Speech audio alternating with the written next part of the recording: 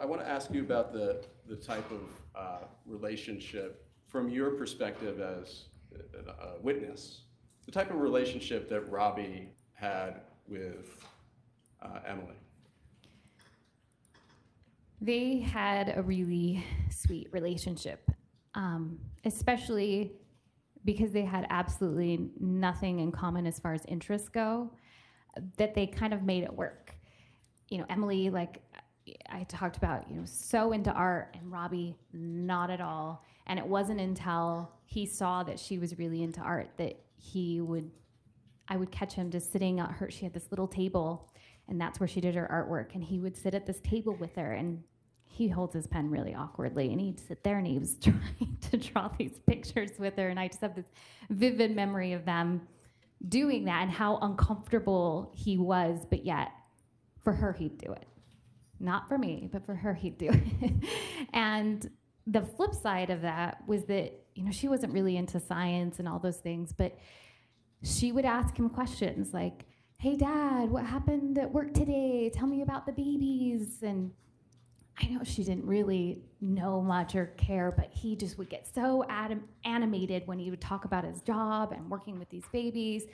And he would get his old college textbooks out, like anatomy to like a 6-year-old, and he would sit it down and he would talk all about what was going on, what the defect was that he was working on.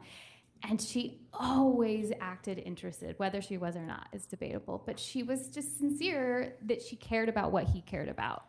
And even though they didn't have a lot of interests in common, the one thing that they had in common was kindness.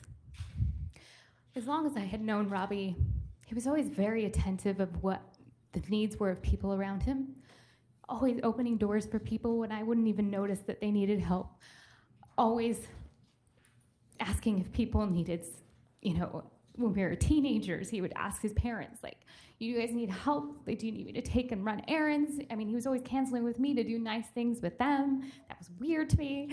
You know, he's a thoughtful person, and Emilie got that from her dad. And when he talked about in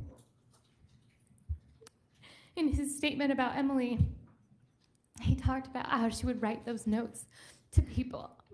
You know, she said something that made you feel bad. You would always get a card in the morning that said, "I'm sorry, and I love you." And she got that from him. He does that. As long as I've known him, he sees when people are in need, and he's incredibly thoughtful.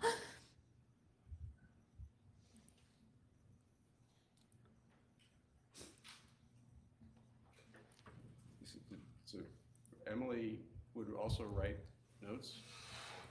Yeah, she did. Sometimes it was annoying as a parent because she's supposed to get a certain amount of sleep in the night, but she would stay up and she would draw and she would write these notes to you, and I would say, "You really need to get more sleep." And she goes, "But I can't stop thinking. I gotta get it out." And it was so sweet. And you know, she was never moody. She didn't seem like she had like a lack of sleep. Like if she was like really struggling, I probably would have put my foot down, but I let her fall asleep when she needed to. And those were a lot of times the surprises of her late night drawing ventures.